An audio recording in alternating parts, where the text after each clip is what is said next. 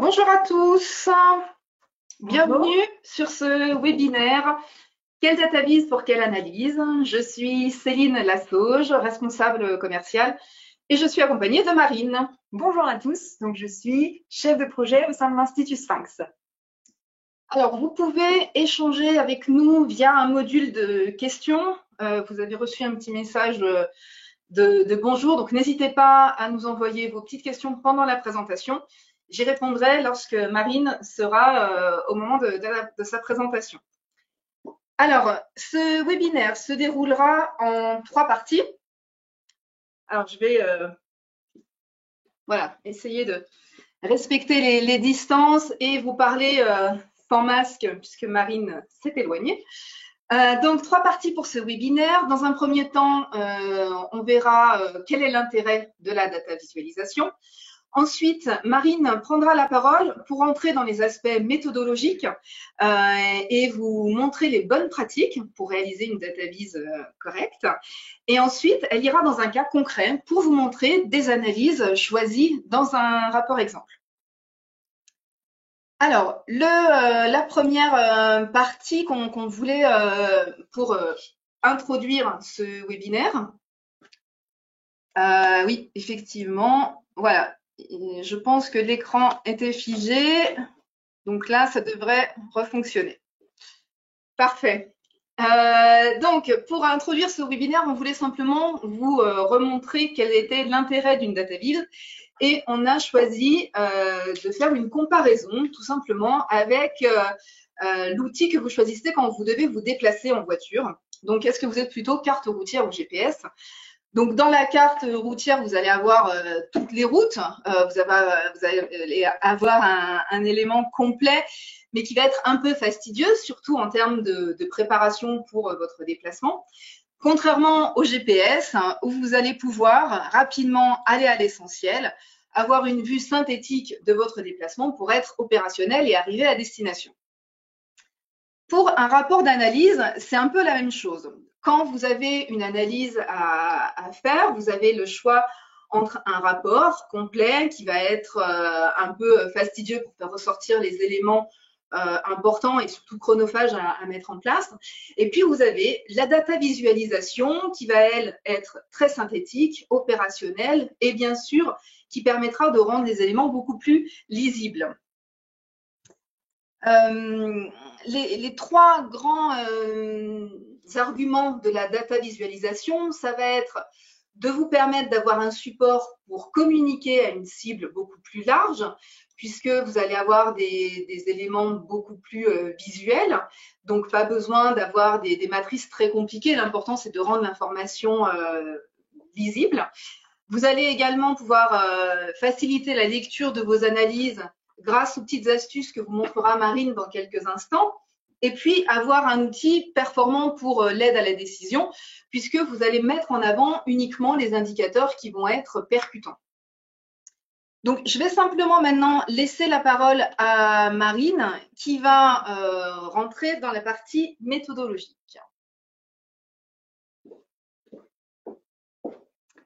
Alors, je prends la suite de Céline. Alors, effectivement, je vais enchaîner avec les aspects un petit peu plus méthodologiques. Donc, comment montrer l'essentiel pour faciliter la prise de décision? Eh bien, la question sous-jacente, en fait, c'est comment faire une bonne data vise. Oui, mais qu'est-ce que c'est qu'une bonne data vise? Eh bien, c'est une restitution qui nous permet de lire les données rapidement et clairement. Donc, pour ce faire, plusieurs choses. Premièrement, adapter la restitution au type de question que l'on veut représenter. On ne représente pas une question fermée de la même façon qu'une question ouverte, par exemple. Ensuite, il faut bien sûr prendre en compte le public auquel on s'adresse et adapter le discours dans le but d'être le plus compréhensible possible.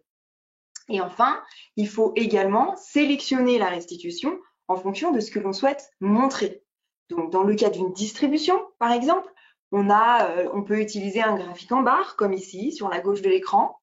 Dans le cas où on veut, à l'inverse, donc comparer 2 éléments, eh bien, on peut restituer un histogramme, comme ici, avec à double entrée avec 2 couleurs.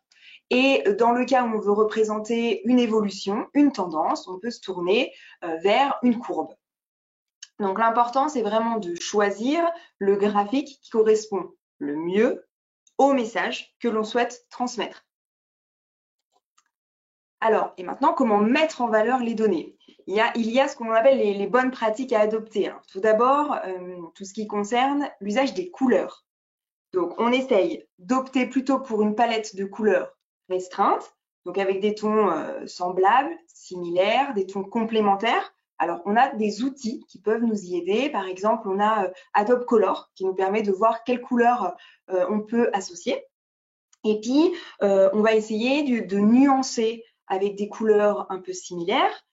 Et à l'inverse, utiliser plutôt des couleurs opposées pour contraster notre discours. Et bien sûr, ce qui est important de faire, c'est de veiller à respecter ce que l'on appelle la symbolique des couleurs. Donc le vert pour les choses un peu plus positives, le rouge pour ce qui est plutôt négatif. Ensuite, le choix de la typographie. L'importance, c'est vraiment d'être lisible, donc de choisir une police lisible. Vous le voyez ici à gauche, si on a une police un petit peu pixelisée, et ben voilà, c'est pas du tout lisible, pas confortable pour les lecteurs.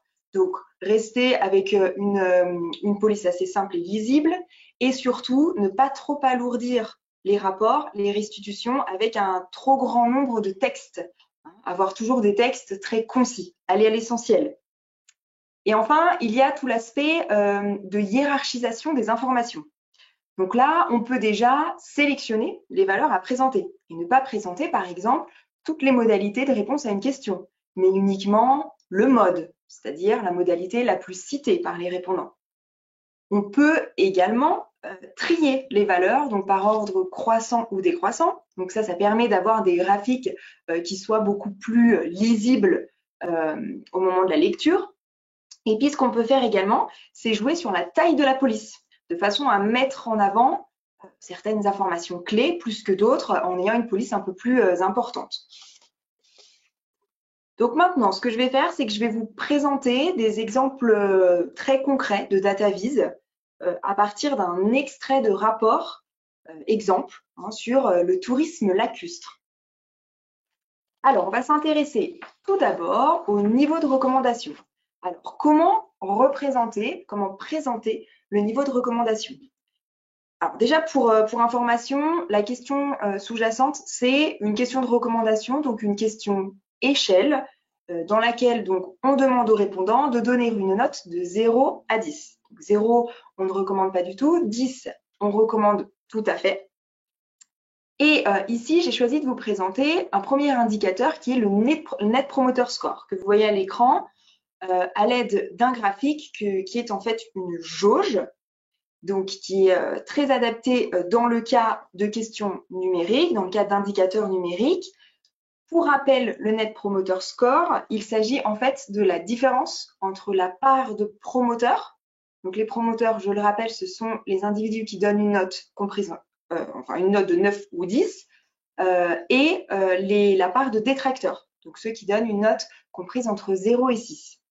Donc là, ici, 26 moins 30, on a un Net Promoter Score négatif de moins 4. Donc cette jauge nous permet visuellement de voir directement le chiffre clé, moins 4. Également d'avoir des informations sur le minimum et le maximum, ce qui nous permet visuellement de nous situer facilement par rapport à un objectif, voir où on se situe. Et ce qu'on a également ajouté ici, c'est un jeu de couleurs dynamique. Ce qui fait que lorsque je filtre sur une population, donc par exemple ici sur ma population de retraités, la jauge change de couleur en fonction du seuil du Net Promoter Score. Il devient positif, la jauge devient verte. À l'inverse, si maintenant je choisis d'étudier les agriculteurs de moins de 25 ans, ma jauge devient rouge, mon Net Promoter Score est nettement négatif. Maintenant, si on veut un petit peu détailler le Net Promoter Score et parler plutôt de sa répartition. Donc, je pars toujours de ma question de recommandation. Ici, j'ai choisi plutôt de vous présenter un graphique en barres empilées. L'avantage de ce graphique, c'est qu'il nous permet de détailler les modalités de notre question échelle. Donc on synthétise l'information puisqu'on a les informations sur une seule et même ligne et on a utilisé des couleurs bien distinctes pour vraiment illustrer et opposer les modalités. On oppose les détracteurs en rouge aux promoteurs en vert ici. Donc, on a vraiment quelque chose de très visuel qui vient effectivement compléter le Net Promoter Score que l'on affiche un petit peu plus haut. Alors maintenant, comment décrire le séjour des touristes? Si on s'intéresse tout d'abord au mode d'hébergement, ce que je vous ai proposé ici, c'est ce que l'on appelle des images remplissables. Pour le mode d'hébergement, donc on a en fait un graphique illustré qui nous permet d'associer à chaque modalité de notre question des pictogrammes. Donc c'est quelque chose de très visuel, c'est très simple. On voit tout de suite, ça accroche le lecteur. Et l'important ici, c'est vraiment de bien choisir les pictogrammes que l'on utilise, puisqu'il faut qu'ils soient pertinents par rapport aux modalités qu'ils illustrent. Voilà. Ensuite, je vais vous parler des activités, cette fois-ci, qui sont pratiquées par les touristes aux abords du lac. Donc, pour ce faire, ici, j'ai choisi un trimap. C'est ce que vous voyez à l'écran ici en bas à gauche. Donc, c'est un graphique synthétique assez moderne qu'on utilise de plus en plus, qui est très adapté dans le cas de questions fermées multiples, comme ici, les activités pratiquées. On peut en pratiquer plusieurs. Et donc, l'avantage de ce type de restitution, c'est qu'on voit très rapidement, en un seul coup d'œil, l'écart de proportion entre les modalités. Donc, je le rappelle, ce type de graphique se lit de gauche à droite et de haut en bas. Donc là, on voit par exemple que l'activité la plus pratiquée, si on peut dire, c'est le farniente pour 56%.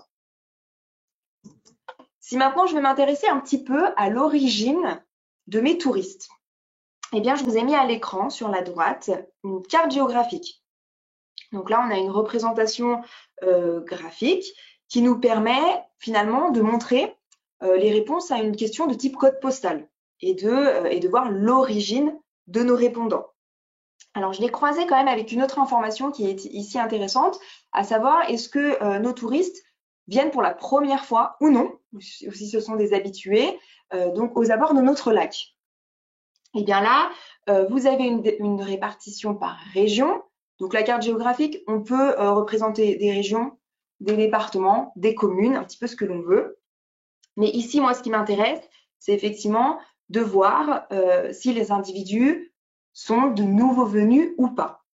Alors, on le voit facilement, puisque si on regarde plus précisément la région Auvergne-Rhône-Alpes, par exemple, on voit que le fond de la carte est bleu. Il correspond à la modalité la plus citée, qui est ici, en fait, les nouveaux venus. Donc, parmi nos répondants d'origine Auvergne-Rhône-Alpes, on a pour les 2/3 des nouveaux venus, avec un fond de carte qui est bleu et qui s'oppose par exemple à la région de la Bretagne, où on a davantage d'habitués, pour 57%. Donc ça, ce type de carte-là, c'est très adapté. On peut se dire par exemple ici que dans le cas où on aurait mis en place des campagnes de pub auprès, pourquoi pas, des personnes originaires d'Auvergne-Rhône-Alpes, pour mettre en évidence les séjours au bord du lac d'Annecy, on voit que la campagne de pub a bien fonctionné puisqu'on a beaucoup de nouveaux venus autour de notre lac. Alors, est-ce qu'il y aurait des questions? Céline? Oui. Est-ce que dans un histogramme, on a la possibilité d'associer une couleur définie à chaque modalité de réponse? Dans un histogramme? Ouais. Alors, oui, on peut. Donc, soit effectivement, on choisit une seule couleur qui est du coup, pour toutes les modalités de réponse de notre graphique. Soit on en choisit une pour chacune des modalités, soit on peut mettre en place aussi un dégradé. Voilà, après un petit peu. Alors, bien sûr, ça va dépendre de l'indicateur que vous montrez, mais c'est possible. Je continue donc et je m'intéresse maintenant aux commentaires des touristes, à ce qu'ils nous disent. Donc là, on est plutôt dans le cas d'une question ouverte. Donc, ce que je vous ai mis à l'écran, c'est un nuage de mots et d'expressions. Donc, c'est la façon la plus simple, je dirais, de visualiser les commentaires, le contenu d'une question ouverte. Donc, on a ici les mots et les expressions les plus cités. La taille du mot ou de l'expression est proportionnelle au nombre de citations. Donc effectivement, ici, c'est le lac qui ressort le plus dans ce que nous disent les touristes. Et alors, ce qu'il faut avoir en tête, c'est que derrière la restitution d'un nuage de mots, on a tout un process de lématisation. Donc la lématisation, c'est quoi? C'est un process automatique qui nous permet de ramener les mots à leur forme la plus simple. Par exemple, pour les noms communs, les adjectifs, eh bien, on ramène le mot au singulier masculin. Pour les verbes, on va être plutôt sur l'infinitif. Donc, ce qui nous permet de ne pas avoir dans un même nuage des mots au singulier, au pluriel, etc. On est vraiment sur quelque chose de très propre, de très visuel. Donc, dans un nuage de mots et d'expressions comme ici, on n'étudie pas le sens du contenu de la question ouverte. On est vraiment plutôt à prendre connaissance du corpus. D'accord? Si on veut aller plus loin, effectivement, il existe d'autres analyses pour aller un petit peu plus loin dans l'analyse des questions ouvertes. Donc, si je clique par exemple sur un mot du nuage, donc ici balade par exemple, eh bien nous avons en dessous le commentaire correspondant, enfin les commentaires plutôt correspondants qui s'affichent, que vous voyez ici à l'écran. Donc tous ceux qui, tous les touristes, tous les répondants qui abordent le terme de balade. Et on rappelle ici la note de recommandation qu'ils ont donnée. Et on a des éléments de contexte, comme vous le voyez ici, donc qui nous donnent la ville que les touristes évaluent et la date à laquelle ils l'ont évaluée. Là, ça nous permet effectivement de préciser un petit peu les commentaires, de les contextualiser et d'avoir des informations un petit peu plus précises sur les personnes qui se sont exprimées. Donc, voilà pour ce qu'il s'agit des questions ouvertes. Je continue et maintenant, je vais un peu plus loin, à moins qu'il y ait des questions. Céline? Juste préciser qu'on ne fait pas juste des nuages de mots dans l'outil, on a une analyse sémantique poussée. Oui, effectivement, on a choisi aujourd'hui ici de vous présenter le nuage de mots. Voilà, puisque c'est une façon simple et visuelle de vous montrer le contenu d'une question ouverte, mais on a la possibilité, comme je le disais, d'avoir d'autres analyses. On peut le faire pour pousser un petit peu et aller un petit peu plus dans le contenu. Voilà, donc ça c'est tout à fait possible, effectivement. Donc, comme je vous disais, je vais aller un petit peu plus loin et là, je vais partir sur une analyse un petit peu plus avancée que vous voyez ici à l'écran, donc dans le but de classer mes répondants à l'enquête. Donc, ce que vous voyez ici, c'est une classification Kamins. Donc, de la même façon, j'ai choisi de vous présenter une Kamins ici. Il existe plein d'autres méthodes de typologie ou de clustering. Ici, j'ai choisi de vous présenter celle-ci, car c'est voilà, l'analyse en général la plus utilisée, la plus connue. Donc, on est vraiment dans une classification dite par centre mobile. Alors, l'objectif de ce type d'analyse, c'est finalement de synthétiser les données. Et pour ce faire, eh bien, on va tenter de regrouper les individus dans des classes en fonction de leurs similitudes. Et la restitution graphique de ce type d'analyse, eh bien, c'est ce qu'on voit ici, à savoir un nuage de points dans lequel on voit au premier coup d'œil les classes qui sont identifiées, qui sont en couleur, entourées, qui entourent les nuages de points. Donc, on en identifie ici 3, les touristes sportifs, les touristes sociaux et les touristes détendus. Donc, ce type de restitution sous forme de carte avec le nuage de points, donc c'est vraiment intéressant parce que ça nous permet finalement d'avoir une représentation graphique très visuelle, compréhensible par tous, alors même qu'on est sur des analyses un peu plus avancées qu'un simple tri à plat, par exemple. Donc, on voit vraiment tout de suite ici nos 3 classes qui se dégagent et qui permettent de regrouper nos différents touristes, nos répondants à l'enquête. Si maintenant, je vais un peu plus loin en allant dresser le profil de mes classes pour voir qui sont les personnes qui composent les classes que nous avons identifiées précédemment. Et bien là, je vais plutôt utiliser donc une analyse que l'on appelle tableau de caractéristiques. On l'appelle aussi Key Views. Donc, il y a ces 2 noms-là. Donc là, c'est vraiment une analyse également pour aller plus loin, pour aller voir qui compose nos classes. Donc, ce type d'analyse, en quoi ça consiste? Eh bien, il s'agit finalement d'une restitution très synthétique qui permet de croiser une variable pivot avec un ensemble d'autres variables. Donc très souvent des variables de profil, des variables de comportement. Donc là, ce que j'ai fait, c'est que j'ai croisé ma variable de classe, à savoir mes 3 classes, et des variables donc de profil telles que l'âge, la CSP, le genre, et des variables plutôt de comportement, à savoir les activités pratiquées, les modes d'hébergement, etc. Donc, ce type de restitution, l'avantage, c'est que l'on a à l'écran uniquement les éléments significativement, que les éléments significatifs, hein, statistiquement significatifs. Donc, ça nous évite d'avoir à multiplier les tris croisés, d'alourdir les écrans et d'avoir uniquement en une seule et même restitution, eh bien, tous les croisements et également que les choses qui ressortent vraiment statistiquement. Donc, ce qui me permet de vous dire, par exemple, que dans la classe des touristes sportifs, eh bien, on a effectivement des personnes qui sont davantage tournées vers des activités du type tennis, randonnée, équitation, canoë, planche à voile, etc. On est plutôt sur une population un peu plus jeune, des moins de 25 ans. À l'inverse, pour les touristes détendus, donc là, ils se tournent davantage vers le farniente et la promenade à pied. Ils sont plutôt dans des gîtes et un peu plus âgés, de 40 à 60 ans. Alors, je vous ai présenté un certain nombre d'exemples de restitution. Donc, tout ce que je vous ai présenté ici, bien sûr, ce n'est pas exhaustif, il y en a d'autres.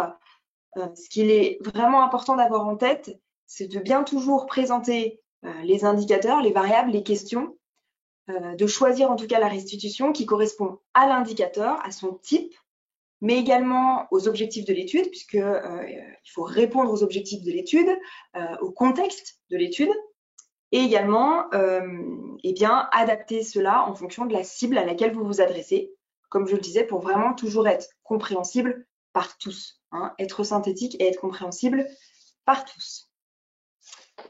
Alors, je vais laisser la parole à ma collègue Céline pour la conclusion. Et si vous avez des questions, n'hésitez pas, on y répondra en fin de présentation.